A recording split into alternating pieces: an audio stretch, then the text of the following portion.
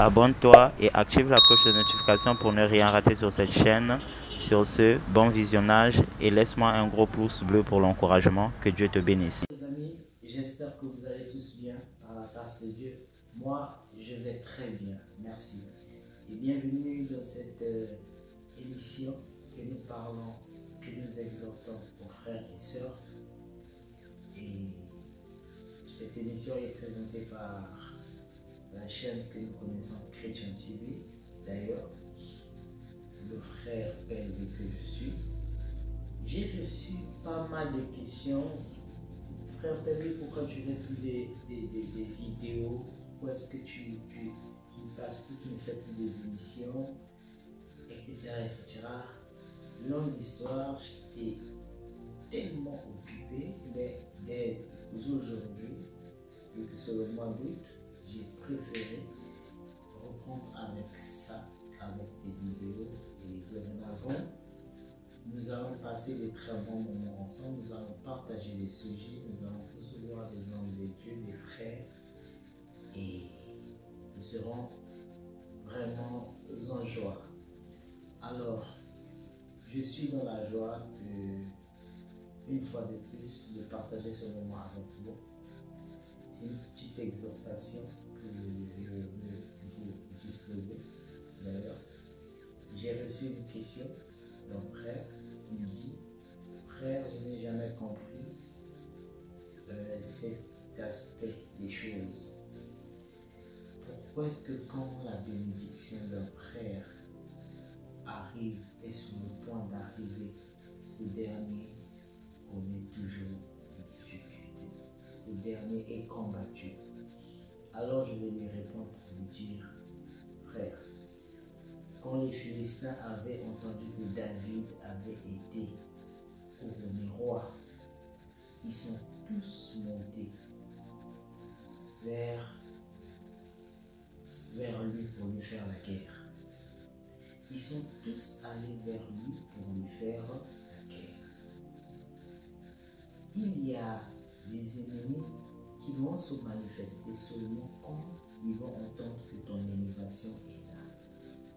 Il y a des gens dans la vie, même dans ta famille, qui vont se manifester quand ils vont entendre que ta bénédiction a été proclamée.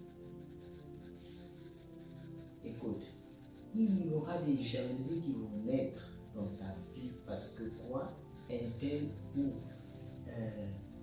telle femme ou tel homme a écouté que tu as été finalement honoré en tant que femme, tu as été élevé en tant qu'homme. Donc, cela, que ça ne te surprenne pas, un chrétien sans combat n'est pas un chrétien. Il faut qu'il y ait combat pour que la gloire de Dieu se manifeste dans le Fils de Dieu. Pour que la gloire de l'Éternel s'expose aux yeux du monde. Bien sûr, par le Fils croyant. Alors, je vais donc partager cette exhortation avec vous.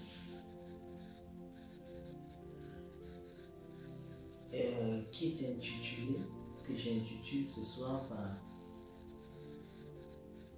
Ils te combattent tous parce que Dieu t'a établi pour accomplir de grandes choses. Ils te combattent tous parce que Dieu t'a établi pour accomplir de grandes choses. Mais lesquels qui vont te combattre alors? Quelles sont les personnes qui sont censées là te combattre? Ce sont des gens qui n'ont pas ce sont des gens qui n'ont pas la bonne vie chrétienne, qui n'ont rien à voir avec Dieu. Des gens qui sont là, qui veulent plutôt voir ta chute. Ils te combattent parce qu'ils connaissent ta gloire, ta destinée. Tu es un homme qui a été créé pour accomplir les choses sur cette terre, dans ton pays, dans ton secteur, ta congrégation. Ils ne veulent pas voir ton ministère éclater. Parce qu'ils savent que quand ça va éclater, tu vas accomplir des choses. Voilà pourquoi ils sont obligés de te combattre. Bien-aimés, frères et sœurs, toi qui es en train de vivre des difficultés dans ta vie, toi qui te dis que ah, voilà, moi, cette situation, elle est toujours là, c'est cette situation qui fait à ce que je ne puisse pas m'épanouir, alors je suis foutu jusqu'à la fin de ma vie. Non, tu te trompes. Tu te trompes énormément parce que l'Éternel, lui, il veut que tu persévères dans la prière pour sortir de là. J'irais même à dire, l'Éternel veut que tu lui appelles. Il veut que tu te souviennes que ton combat, ceux qui te combattent, lui, il est capable de les combattre pour toi. Ceux qui veulent ta mort, ceux qui veulent te nuire, lui, il les combat pour toi. Mais il ne peut pas les combattre parce que tu ne l'as pas encore donné l'accès au combat. Donne-lui la part qui lui est due et lui, il viendra. J'aime bien un verset. J'aime bien ce verset, j'allais dire. Jérémie 1er, verset 19. Si je ne dis pas de bêtises, d'ailleurs, on va lire ça. Vous verrez. Excusez-moi. Je vais lire. Oui, dans Jérémie 1, verset 19, il est écrit: ils te feront la guerre, mais ils ne te vaincront pas, car je suis avec toi pour te délivrer, dit l'Éternel. Je vais réitérer pour une bonne audition, une bonne compréhension. Jérémie 1, 19. Ils te feront la guerre, mais ils ne te vaincront pas, car je suis avec toi pour te délivrer. Car je suis avec toi pour te délivrer. Parole de l'Éternel. Alors, bien-aimé, la Bible dit, ils te feront la guerre, mais ils ne te vaincront pas. Ça veut dire que il y a quelqu'un qui te veut, qui veut ta chute. Le combat que nous menons n'est pas un combat seulement charnel, physique, mais il est aussi spirituel. Parce que d'abord, le diable pour t'atteindre, il doit commencer par ton spirituel. Quand il t'a attrapé spirituellement, et la manifestation, nous pouvons l'avoir physique, ce qui fait à ce que quelqu'un est en train de dormir, il était en train de rêver qu'il se battait avec une autre personne, mais dès son réveil, il trouve que, bon, voilà, les impacts du combat de la nuit, les impacts du combat du rêve se sont manifestés en physiquement, excusez-moi, physiquement. Mais qu'est-ce qui fait ça? Vous allez me dire quoi? Que c'est un mythe? Non. C'est un combat. Tu as été soumis à un combat. Le combat, il était spirituel et les impacts se font voir même physiquement. Ok? Donc, ils vont te faire la guerre, dit l'Éternel. Pour le méchant. Les méchants, mon frère, ma soeur, ils te feront la guerre, mais ils ne te vaincront pas. L'Éternel est celui qui est avec toi pour te délivrer. Pourquoi Dieu dit ils ne te vaincront pas? Parce que Dieu lui-même, il est avec toi. Il va avancer avec toi. Il va marcher avec toi. Il sera devant toi comme un guide et derrière comme un bouclier protecteur. Ce qui fera que toutes les flèches qui vont venir à ta direction ne pourront t'atteindre parce que lui, il est là. Mais qu'est-ce qui se passe quand il n'est pas là? Des impacts. Des impacts, mon frère. Des impacts, ma soeur. Donc, nous devons nous conformer à la parole de l'Éternel qui dit que nous devons prier sans cesse. Nous-mêmes, nous ne pouvons pas. nous-mêmes, nous ne pouvons pas. Les trucs, des mauvaises choses qui nous arrivent, nous devons voir l'Éternel. C'est l'Éternel qui doit combattre pour nous.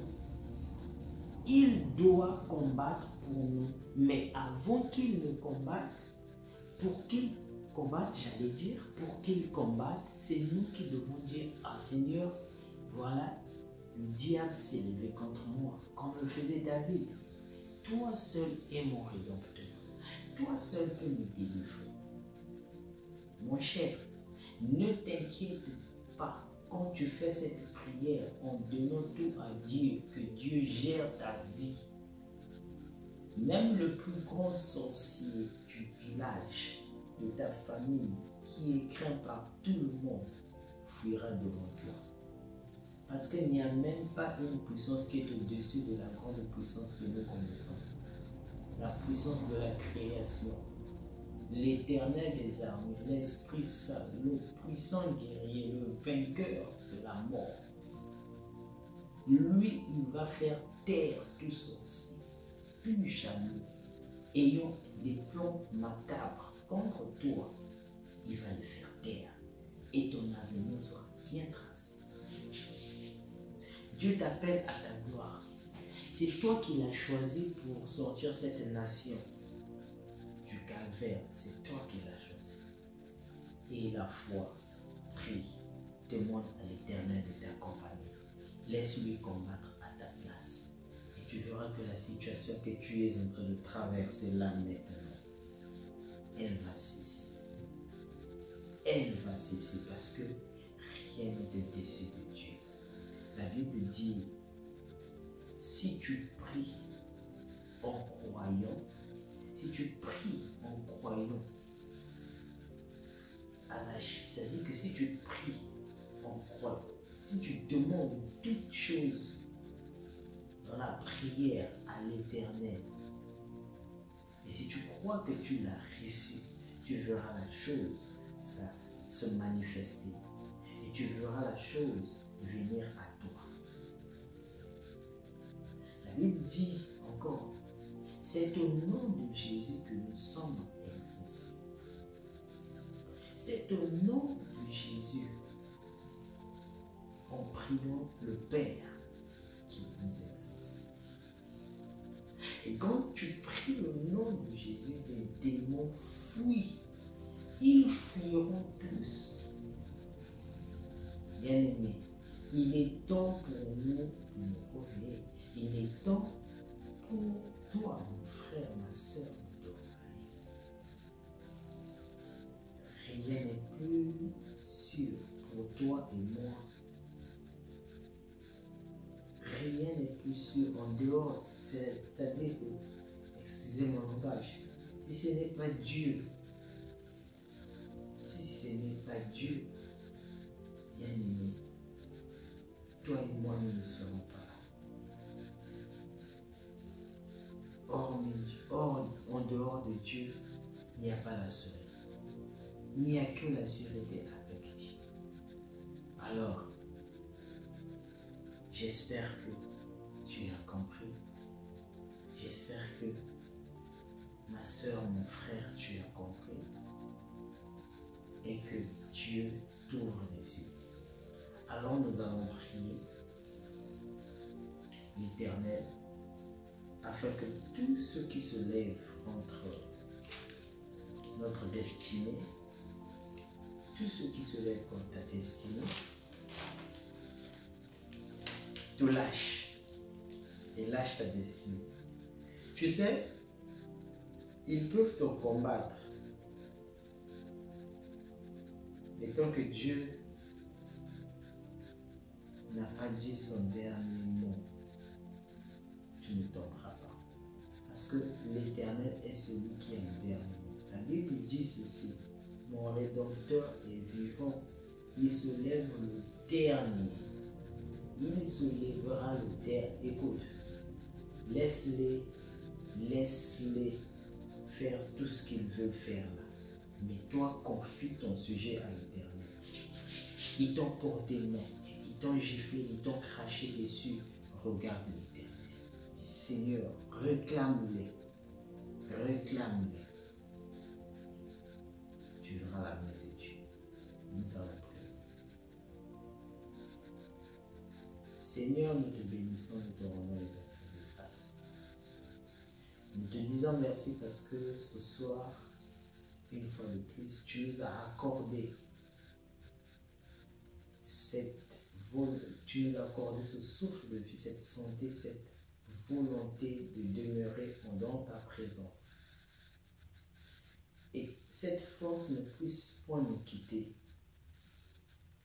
Jésus, nous sommes accablés par beaucoup de mauvaises choses de la part de l'ennemi. Nous sommes attaqués de gauche à droite.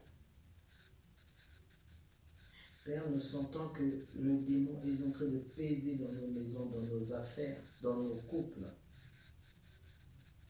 Père, nos enfants peinent, Seigneur. Ma prière ce soir est que tu nous délivres tous autant que nous sommes. Libère les familles de la captivité démoniaque. Tu nous as choisis pour accomplir des grandes choses dans cette nation, dans nos vies, dans nos familles, dans nos quartiers, dans ce monde. Mais l'ennemi, le diable, s'est levé contre nous pour vouloir détruire notre destinée. Or, toi, tu es celui qui nous a prédestinés à la gloire. Voilà pourquoi ce soir, Seigneur, au nom de Jésus-Christ, je souhaite que tu envoies, Seigneur, tes anges pour proclamer notre délivrance dans le nom de Jésus-Christ. Partout où Satan et ses anges se sont réunis pour nous faire la guerre, Seigneur, ne permets pas que le malheur nous arrive. Délivre-nous de la main des Philistins. Délivre-nous de la main des sorciers, des magiciens, des marabouts, des enchanteurs. Délivre-nous, Seigneur, de la main de la mauvaise foi. Délivre-nous de la main de tous ceux qui conspirent contre nous, tous ceux qui programment notre mort, notre malheur au nom de Jésus. Protège nos affaires, protège la scolarité de nos enfants, la santé de nos enfants, nos santé. Seigneur, élève nos ministères, ouvre-nous les yeux afin que nos sens spirituels s'ouvrent. Accorde-nous les dons de l'Esprit dans le nom puissant de Jésus. Fais de nous des hommes de foi afin que nous marchions selon ton désir et non selon nos désirs.